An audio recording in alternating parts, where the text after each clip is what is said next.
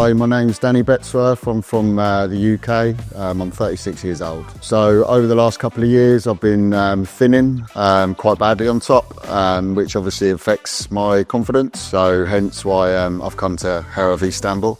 Yeah, no, it definitely did. Over the last couple of years, I've been constantly wearing hats, beanie hats, baseball caps to hide the baldness. 3 years ago, my friends came here from England and they recommended, and after a year, their hair just grew really well, and the experience was brilliant. So that's what made me come here.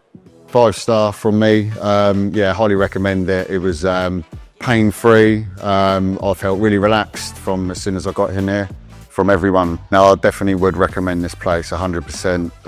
Like I would say to anyone, there's nothing to be afraid of at all. So yeah, highly recommend. I just want to say a massive thank you to everyone. I felt really relaxed when I come in here. It was like returning home. It was nice from everyone here.